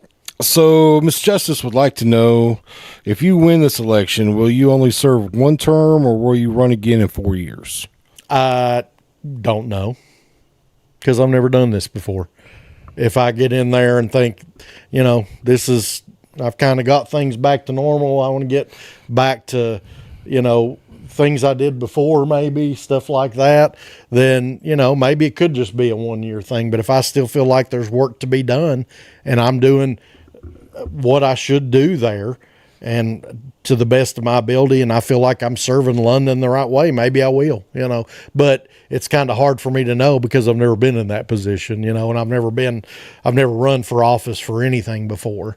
I have had people that have talked to me about it before, not this one, but I've had people mention to me, and it kind of goes back to the conversation we had about, run it, should you, being in the right position, like you have to live in a certain place, if you shouldn't be able to do this, if you aren't in your right residence, that kind of goes back to that. You have people that say, oh, well, you'd be great this. Well, yeah, I would be, but I don't live there, so I can't. And so it kind of goes back to that too. But if I'm, I live in the city of London right now, and I want to try to go in there and work it out and try to make it a better place and a better situation than it is now. And if that requires me, if I feel like I've still got stuff open here that needs to be done, then maybe I will run again. But I'm not going to say that right now because I've not done it yet. Well, here's something that we've kind of touched with everybody, and you're the first person I haven't heard mention anything about it yet. So I'm going to go ahead and ask you. Okay. What's transparency mean to you? There's lots of different interpretations of that, number one. I There feel is. like, you should be transparent. That's what you're supposed to do in every situation. Now, people, that goes back and forth, and the people like to throw that around a lot. And transparency is... it to me is keeping in touch with the community for the most part on the tough situations. And you obviously have to let them see, because it's public record, budgets, things like that, stuff going on in departments and stuff. They should be able to look at that kind of thing, because they deserve to know it's their taxes that are getting spent to pay you and to pay everybody else. So I feel like that you need to have a really good open relationship to where you come on stuff like this, or you go on or you have a weekly meeting explaining stuff that's going on right now, even the tough questions, you have to take them on. But, that's what kind of bothered me a lot about the Harless situation, was I kind of felt like it wasn't getting touched on a whole lot, not considering the amount of publicity that it got. I felt like people weren't saying much about it, and I felt like that was disrespectful to the family who just lost their loved one, and they refused to get into and I know you have to look at the legality of that stuff. There are certain things you can't sit there and discuss because there's legal issues there, but you can sure make them feel a lot better than I feel like that they have felt about it. All right, so we've got a couple questions. Okay. Keith wants to know, London is split in the middle right now. How can you bring both sides back together for London? And then once you finish that, a little more lighthearted of a question. Okay. My man Les Dixon wants to know, not a huge important question, but I'm a Christmas guy. Will downtown London and the area with the Christmas tree, etc., have the great decorations and everything, because lots of tourists come in the area during the holidays just for the City of London's Christmas stuff? And what was the first question? I know, Les had really put it. Les put a lot in there. That's Les. Christmas, of course. I know. London is split in the middle right now. How can you bring both sides back together better for London? Well, I just feel like that I can take my ego off the table in a lot of situations whenever, and I won't ever sit there and think, I'm not going to work with you on this because that's not what I want. I'm going to hear everybody out that's sitting there beside me or in front of me at the table. Everybody was elected to do their job, so they're going to do it in the best way possible. Now, you have to be able to negotiate that. That's tough. I mean, a lot of times that can be tough because you may have one guy over here that's just, you can't get to agree with everybody, or you got this, and I know that's tough. But you have to be able to sit there and work it out with them and bring everybody together, at least to a point where you can move forward, instead of just it being a stubbed up situation where nobody's moving forward. Yeah. And that's a tough one, because that's how a lot of people think it is right now. and so, but I do feel like I would do a good job with that. And because, I hope you guys see, I'm a pretty easygoing guy. Well, see, you haven't bashed the mayor one time. In fact, you said him and I have met a couple times and he's treated me good. Mm-hmm. I just feel like, I could do better. And Yes. I'm a competitive person. Yes. And with the only legalities that we talk about are questionable at the moment. We've not sat here and made any accusations on whether or not where his residence is. No. But you could have. Yes. And you didn't. Yeah. That's on me. And and that's the first step of healing something is let's not throw gas on it. Let's not bring speculation. Let's not talk bad about one another. Let's talk about our problems. Well, that's what we have a lot of conversation needing to be had about our problems. Yes. And not about one another. Well, just like you and I sitting right here, I 100%, just like you guys do, you have feelings about situations. You have your own personal opinions about stuff. But whenever I'm in the situation of people looking at me for leadership with stuff, you have to have that in the front of your mind in every situation, that I have to put my best foot forward here to make it better for people. Because if you don't do that, you shouldn't be there. End of story. If you can't be in that position that they elected you to be in and take your ego off the table, push forward for London, then that's and me throwing gas on stuff and just making stuff up. That's one of the reasons people started talking to me about running for this, is because they saw that I didn't do that. I didn't go online and fight with people, and I didn't, because you know what? I've never felt like you can go online and fight with people. This goes into national politics. This goes into everything. And have you ever fought with somebody and you got done with that argument and they were like, you know what? You changed my mind. You won. It never happens. That's never going to happen. And that's just part of being online. And I know that that's just human nature. You're not going to change somebody's mind about certain things. All right. So on to Les's question. Yep. About the Christmas tree. Is the Christmas tree going to be good, or the decorations going to be as good as they have been? Les, they are going to be better. And I might even talk to Les about helping us, consulting with us, because Les is the biggest Christmas Somebody nut suggested, I know. let's do it. Les maybe come in as a consultant. It'll have to be free because we probably aren't going to have money to pay him. But Les is my buddy, and I feel like he would come in and do it. So, Les, you can make it as big and glorious as you can make it on a $20 budget, probably. It was crazy is you could even skip out on the Santa Claus if you just grow your beard out. You save a little money there too, my man. So Sean Alsop says if he wins mayor, will he be a full-time mayor? He said unequivocally there will be no city manager. If he wins the mayor, there's no city manager. He said that on our show, and I think you even mentioned it yesterday on the Lights for London show. Yeah. Jay Money. Now he's been pretty respectful tonight, which is yeah, he's doing good. Yeah. So I'm gonna. Would you agree that City Council's done more refusal to work with the current mayor than the mayor worked with them? Do you have an opinion about that? Yes. Would you agree that council done more refusal to work with the mayor with them? I think they're all in a hard situation. I think there's. And I've said this from the beginning, there's two sides to it. So I don't sit here and try to defend one or the other with it. I just know that I can make the biggest change for what I'm running for. I know there's people, and they're probably going to tell you the same thing. The people that are on the council, if you got these guys, they're going to say they're not to blame for this stuff.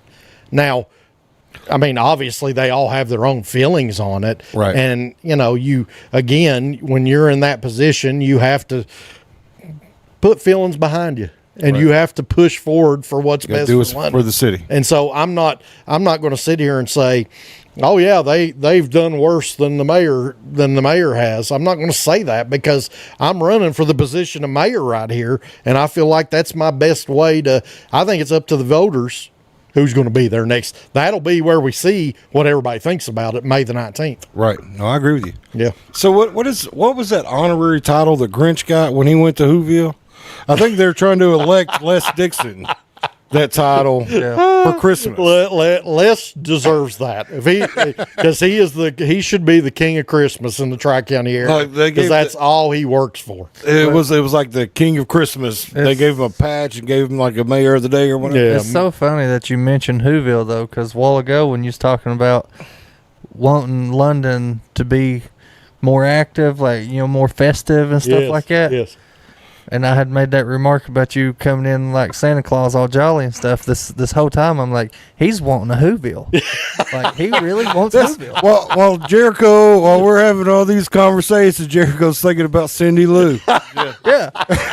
I do not want to be the mayor of Whoville because if I remember right, he was a jerk. He was a jerk. I mean, if I can remember, He if was, I remember the Grinch, the mayor was a jerk. So I'm not going to be the mayor of Whoville. Not in that sense. But it's so funny because I was sitting over here a while ago, like he's talking about Whoville, man. He wants a Whoville. So what do you think and we've spoke on it a little bit with the lawsuits and stuff. Yeah. But what do you think some of the other hurdles that you'll have to get over? Working out stuff. I think with, you come up with the relationship with the county and the city. I don't feel I'm glad you're touching on that. Yeah. I don't feel like there's a good working relationship there right now.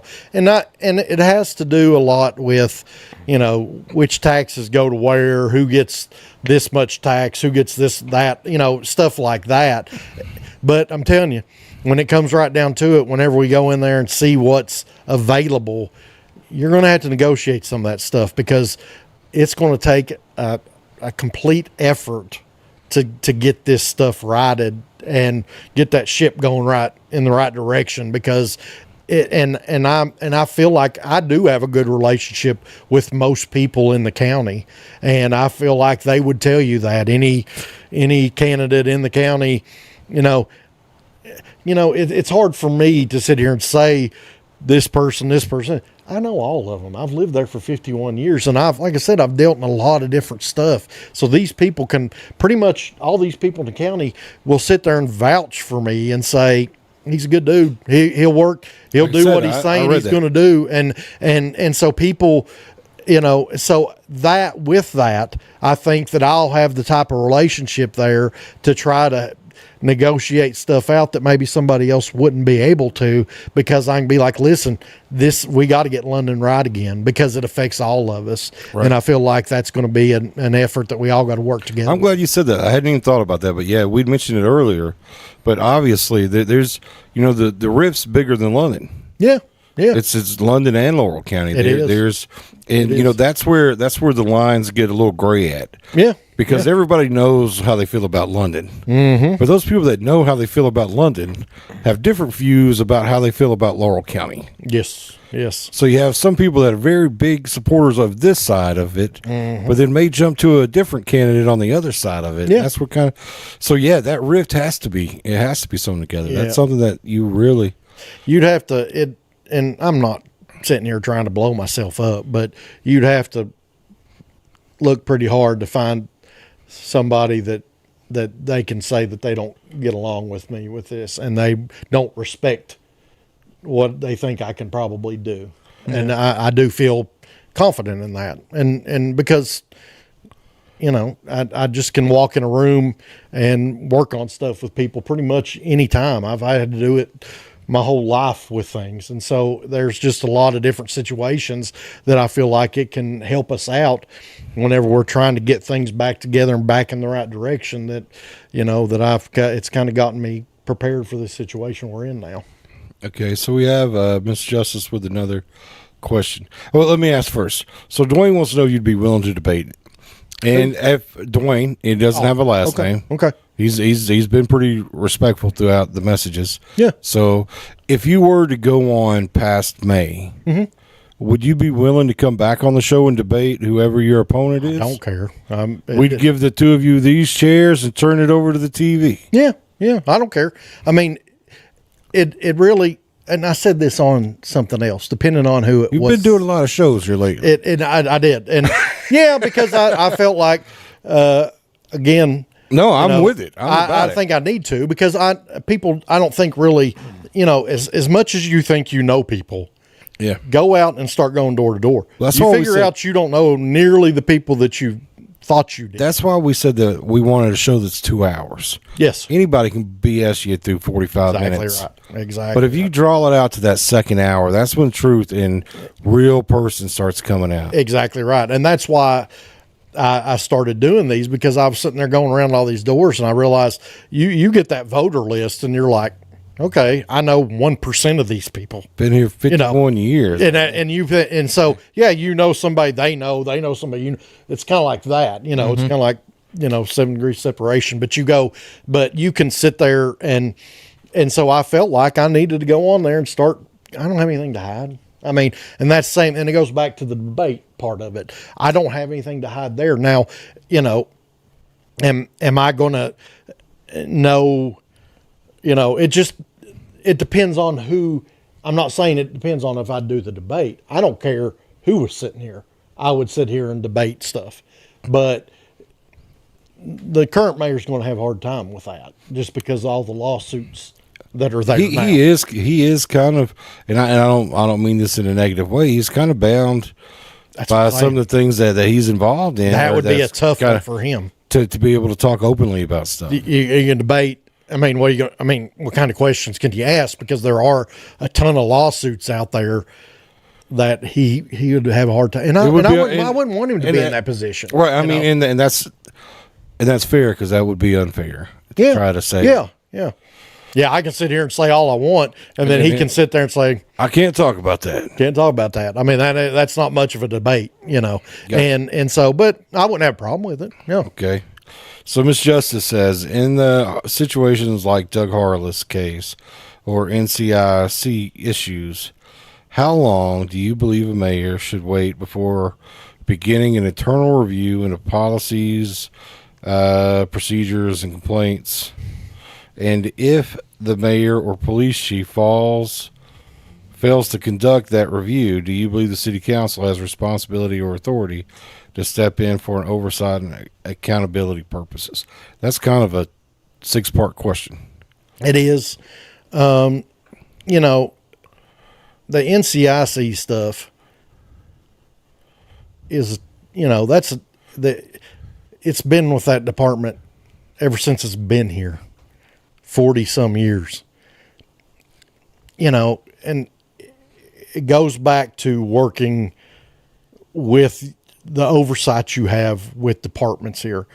Whenever you come, when I go in office, I want to put the best people that I know at the heads of those departments. If I do anything beyond that, then I'm just making my job hard.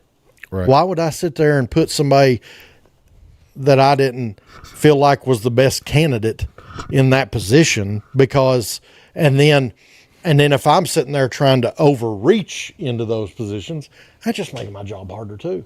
So why would you sit there and go in, and this is the crazy thing about that, is that, and it goes into that NCIC stuff, because there's been like 5 or 6 chiefs in the last 3 years. Yeah. That's me and Ronnie have a problem with that. And that's crazy. I don't know if there's been 5 or 6 chiefs since I was an adult, and in the whole, since I was, that I was even noticing. Well, and there's been 5 or 6 in the last 5 years. There's something wrong with that. That doesn't happen. I'm not throwing off on any of those guys, but either there's something wrong with the process there, with the guy that is over that department. There's just something going on there that isn't right. And whenever now that city council also has to vote them as chief of police too, right? They do. And that's been such a contentious relationship when it comes to appointing people and stuff too. It's just stuck right now. And whenever it goes into, just like that NCIC, that got pulled. It's over at the sheriff's department now. Why did that happen when it's been with the city department for 40 some years? Now, again, you're getting into all these legal stuff that how much I should reach into that, I don't know, but it just goes into you. It's kind of like when UK basketball. You sit here and look at that. You look at the Coach Cal or Mark Pope. Man, I tell you, I can relate to everything UK basketball. Well, okay, but I bought my wife the reverse part of these shoes. Yeah, whenever you go into somebody has to be accountable for that. You can sit there and say, "Oh, it's this player, this player." You know what? You put that player there. You can do whatever you want to do. Tell them the analogy, Ronnie. This is one of the smart. He says a lot of smart stuff, but this is one of the ones I really like.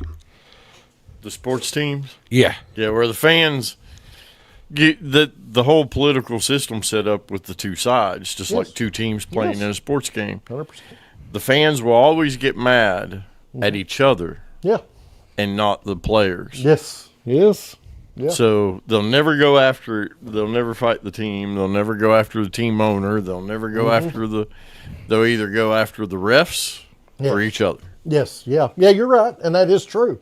But to a point, whenever Coach Cal started having problems and you look at it after the game and you want to throw off, or right now Mark Pope isn't getting the players that people necessarily really disappointed me yesterday. People are not happy right now. My son stomped off last night up to his bedroom when Stokes pulled out that game. Kansas, but that he's in charge. Yeah. He's in charge, regardless of your team. He is in charge. So if something's going on there and there's turmoil there, then you have to be accountable for that at some point. But and even the fans will fight each other over that because there's two sides of that. There's a Mark Pope behind fandom, and then there's a Coach Cal. We need him back. You're exactly right. And they had that's Drew. Drew loves Coach Cal, but they had me too. Worst mistake we ever made. Yeah, but it is. That's just the way you got to look at it. I mean, whenever you see that there are all these. There's stuff in these in that department that it's been in the forefront now for 3 years and stuff that's been going on, and then you top it off with the Harless stuff. But I know then there's something there's a person that has to be accountable on all that stuff, and so that's why I'm running for what I'm running for right now, because and if I get in there and it's not better, and it will be, then people are going to be asking for my head, and I get that. Let me ask you this, and this is kind of a piggyback off Ryan Ponder's question. He said, "What would you do to correct the council's disrespectful behavior toward their constituents?" How do you feel about that, and do you think that the council needs an ethics board to kind of I get it's a loaded question. But yes. I talk about the council a lot on this show, and again, I feel like everybody had good intentions when they started, and then things have kind of went awry here, and that's what's making the news, and that's what's the clips. Nobody ever shares good stuff. No. So you don't really get to see a lot of good stuff on the internet, and with city council meetings, there's always something. Oh, yeah. And how do you feel? I'm never going to sit there and defend bad behavior on anything, because at the end of the day, you're in a public position, right? And so you have to think about that as soon as if you want to run for that, you're in the forefront. Yeah. You have to understand you're in the spotlight no matter what is. So I won't defend any kind of bad behavior with constituents at all, because you have to expect that you're walking into a situation that people expect something from you. Right. And so and that just goes back to me. They took time from their day to show up there to ask you a question or whatever. Now there's some tough situations there too, because you look at it there. Whenever you go into a room and there's an agenda there, and you see the same people there, and you've sat there and listened to them kill you online and listen to, that's a tough situation, because at the end of the day, all these people are human beings, but you have to be able to handle stuff better. No, you're not wrong. because there's a lot of questions we don't ask anybody on the show because we don't want our show hijacked. Yeah, yeah. There's a lot of people that don't support the mayor that when he was on here would write a bunch of stuff on here just to kind of hijack the show, kind of take time away from what needed to be talked about or what needed to be presented. So a lot of times we don't do that, and I'd imagine that if you have agitators in the crowd, that that the only reason why they're there is to agitate the situation. I mean, so you look at it, it works both ways there. Right. And, but you also are held to a higher standard because you are in a public position. But going into a room just to try to get people worked up and mad and going, I don't agree with that either. I feel like that's happened too. So, I'm not going to sit here. It's hard for me to sit here and defend one and not look at both sides of that because people are human beings. And like I said, I'm not defending it because I think when you are in a public official, you have to understand that comes. Right. That's part of doing this with you guys. I can't be afraid to do this. Right. No, I mean, no matter what you sit here and ask me, if I run for a public office and it goes back to transparency with it, I have to be ready for that because I agreed. I signed up for it. Right. I did.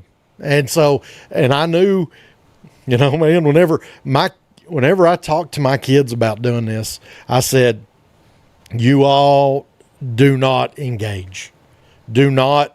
You're going to see people talking about me online, running their mouth about me, saying things about me that you all probably know is not true. I said, do not engage in that. I don't care what it is. Let me handle it because the more people that jump in and start to fight, usually if you just let it go, it just like goes away after a while. So if you don't throw gas on it, just like kind of like the analogy you used earlier, then usually it's just gonna smoke up and go away, Right. And that's kind of the way I look at it. So that's exactly how I feel about it too. Though, since it turning a mud puddle into a mud hole, Yeah, exactly. Exactly. So, because my wife asked, and she gets preferential treatment because this is a show that I'm part of.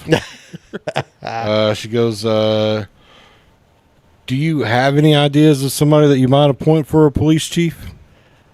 Not really.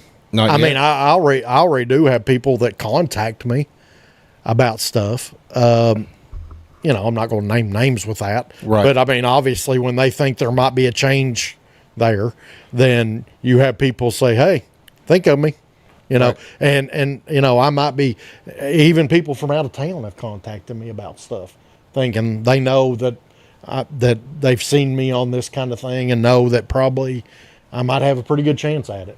And right. So they contact me, say, hey, I've been in this situation. I've been chief here, I've done this. I have people, but no, I have zero. That'll all be looked into whenever I get in there because I don't have any alliance there to somebody that I feel like that I have to put in that position because it's kind of putting the cart before the horse. I don't mean to put you in the spot again. The question got asked because of who she was. Yeah, I got you. You got to. You'll be on the couch when you get home. Yeah, right. She'll be like, I asked a question, you didn't even give it any attention. Got you. So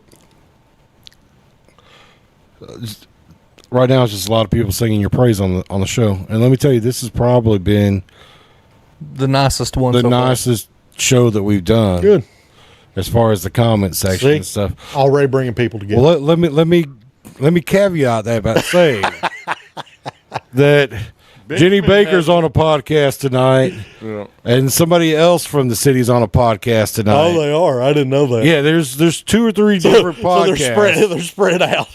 People are turning channels between 2 or 3 different podcasts right now. They're tearing into people. They're tearing into people other places. Let's give credit though. Eugene had a good one. Yeah, and Benjamin. Monday Yeah. had Yeah. good ones. I'm glad all the nice people are staying with us. Yeah, exactly right. Exactly right. Yeah. It's good. Yeah. Yeah, exactly right. So, when is the election over in November?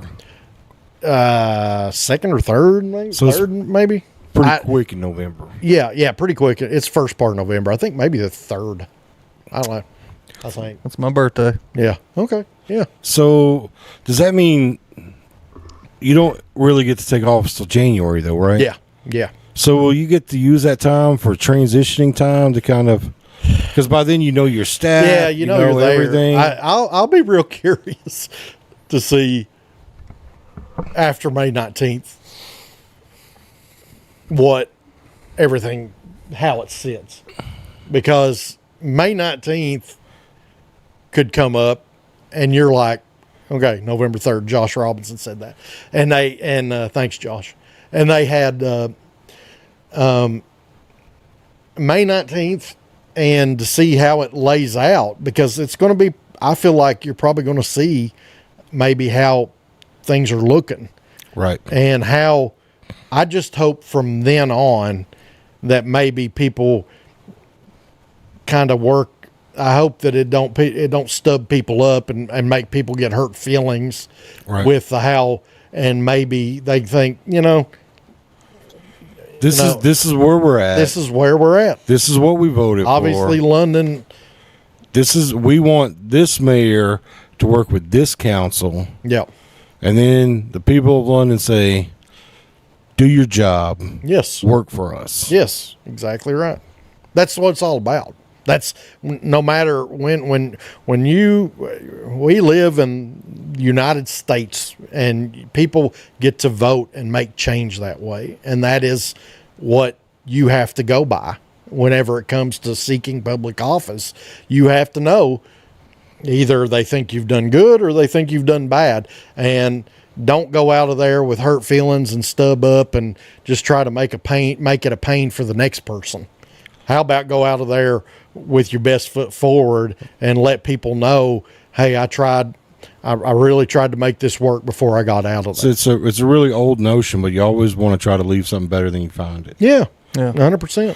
This is probably the toughest question that I will give you for the night, but Bethany wants to know, who's your favorite sister? That's probably the one you won't answer. I love all my sisters for different reasons. They all been, and obviously, yeah, that's Bethany and Amanda. Both. That's my Bethany was closest to my age. Amanda's the baby, and my sister Jennifer.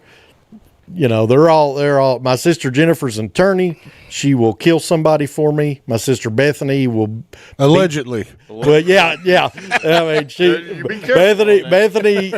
Bethany will fight you tooth and nail, and so will Amanda. They're both similar that way, but I love them all equally. Mm-hmm. So, do you know anything about Josh Robinson doing articles? Yeah, Josh has. I don't know him at all. He's Albert Robinson's nephew, and Joshua has a site that he does some little articles and stuff like that on. That he has a website. He posted it there, and he's done a couple articles. He goes on there, and I give him a little background. He writes his articles on there and shares them on there. He's a good dude. He's a good. So I mean, if people want to know more about you, after watching this show, you can go check out Joshua Robinson. He's got a link that he shared. Yeah, he has some articles he's put on there. Yeah. JoshuaTime.net. Josh has kind of been, it's kind of a broad thing, so I don't know if there's too much specifics on there, but Josh does a good job with his articles. So Josh, while you're watching, if you'd like to leave a link or something where people can check out Matt's articles that you've written about him, I'm sure the viewers would love to click onto that and check out what you're writing. Yeah. Is there also any other? So we're almost at the end of the show, so I'm trying to squeeze it all really quick, and I know Jericho's fixing to get to our questions. I'm done too. But let me first, what all platforms can people find you on? And then if you had 2 minutes to make a case why you should be the mayor of London, those are the two things I want to get to before we get to the questions. Yeah. Well, 2 platforms as far as just my website, Facebook, and Instagram. Is that kind of what you're saying? No, any platform. 2 minutes Okay. 2 minutes to speak to your people. But if people wanted to find out more about you, where could they go? Because you can to find out more about me, I guess probably the easiest way. I mean, really the only thing I work with much of anything is Facebook. I mean, you can find all my stuff on there. I mean, my personal page and my mayor's page. I'm a pretty open book when it comes to stuff, but again, it kind of goes back to the first part of our conversation. I'm just here because I think I can do this job better. I think I can work with people better and bring people together. And I have a lot of relationships around London and Laurel County that I think will help this whole situation that we've been in for the last 3 or 4 years. And I think that's what we need, because we just need a fresh start. So I just ask people to give me that chance on May the 19th. I hope that I can get that start, because I feel like once I get in there, people will see I'm pretty much an open book with this stuff. And I talk to people every day. I talk to people on both sides of it. You know, they tell me what they think, and I'll never turn away somebody. All right, Jericho. That's a pretty good answer. Thanks. Well, let's see your answers on these. Yeah. Okay. So we got 3 questions that we try to ask everybody. Okay. You seem like you're familiar. Okay. I think I kind of heard a couple of them. I don't know about 3. Do you believe in aliens? You know, fun fact. Seen an alien? Fun fact. No, I have not seen an alien, but I went to space camp in the 7th grade. Sweet. Long time ago. So planetarium and stuff? Yeah, yes. In Huntsville, Alabama. Oh, wow. Oh, wow. Making mock liftoff, going to be an astronaut in the 7th grade. And, but do I believe in aliens in a sense that they're, showing up here on a UFO? No, I do not. Do I think there's other life in our universe on another planet? And it might be a little, it could just be some kind of bacteria that's alive. Right. No, I don't think there are aliens roaming around here zapping people out on Earth, but we're in a gigantic universe. He's not going to get yours then, man. No, I don't. So no, I'm afraid I don't believe in aliens showing up on planet Earth. And I do believe there's other life forms out there, because we're a gigantic universe. Well, I mean, that would be an alien, though. An alien is well, anything not of Earth. I mean, it would technically be an alien, I guess, if it is living on a different planet. But I mean, but do I think they fly around in a UFO? Let me just say, no, I don't. Jericho, I'm damn impressed with you, my man. Yeah. Was he going to argue with me about it? No. It was just being able to say, so what you're saying is there is aliens. Yeah. So I'm going to take that as a yes. Gotcha. Short answer, yeah, I do. Yeah, gotcha. Paranormal. You believe in that? You believe in ghosts and stuff? Man, I'm a Christian. Yeah. But I believe there's spirits out there. And I've had some interesting situations. I'd be lying if I didn't. I could give you a crazy story and I'm not trying to make myself sound crazy, but I could give you a crazy story, personal story in my life. Well, unfortunately, you guys aren't going to get to hear it, but he is going to tell us what that story is after this podcast is over. I could give you an insane story, but I'm a Christian, but I do believe, in spirit that there's, how I can explain that, I don't really know, but yeah, I lean toward ghosts. So. Okay, good. So that's a yes. Okay. Now here's the coin toss one. Bigfoot. That's the coin toss one? Well, because it's half and half. We got a lot of people in here that doesn't believe. No, actually, yeah, we have one person that does. We've had a few. It's a coin toss. Well, no, I'm talking about in this room. We only have one person. And Bigfoot is I'm a hunter. Mm-hmm. I know there are millions and millions and millions of trail cameras out there. Now the technology is so good. Oh, it's sailing good for you. And I've been to crazy places back in the middle of nowhere, hiking miles and miles and miles across the country. Now, I do think there are things in other countries that people have probably not explored. So I don't think they're in North America, but in other countries, there could be something along those lines that I can't sit here and say absolutely not.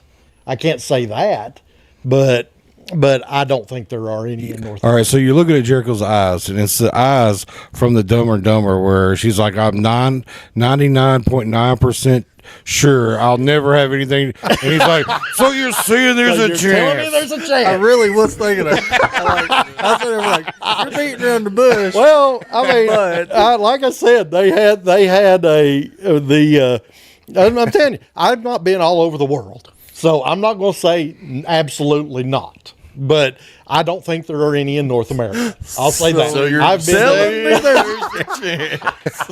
I've been all over the place in North Carolina. That's 3 yeses. North Carolina, North America. I'm going to take yes on all 3 of them. You just gotta.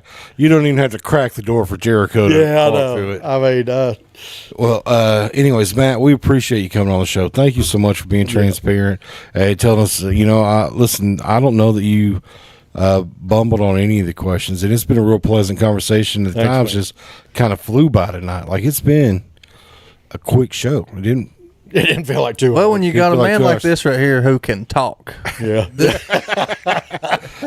definitely kept it interesting. Kept it, attention. Thanks. Well, I've always felt like I can. I mean, I'm not saying anything about you guys, but I can talk to anybody. Right. And that's just the truth. And I think we have to have that in London to get things moving. I agree. And I think you have to be able to go to this guy who wants to yell at you. You got to go this guy who loves you. You got to go, and you got to make everybody meet in between.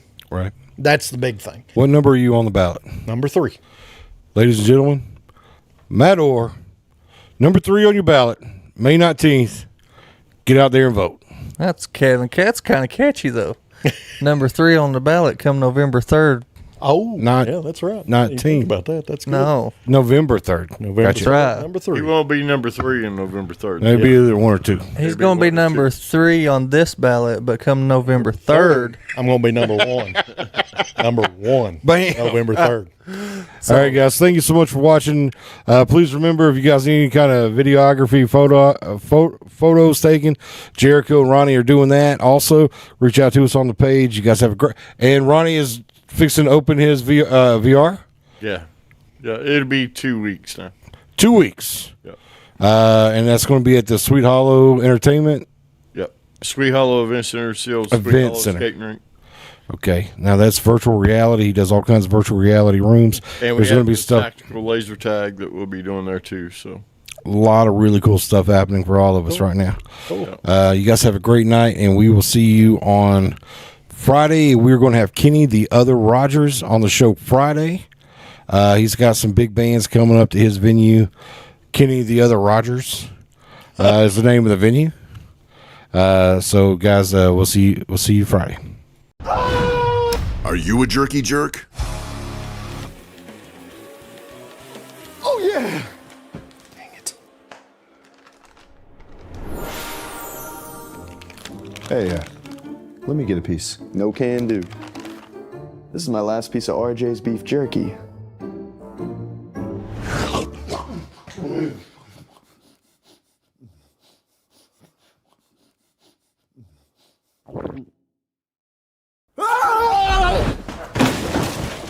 RJ's Beef Jerky.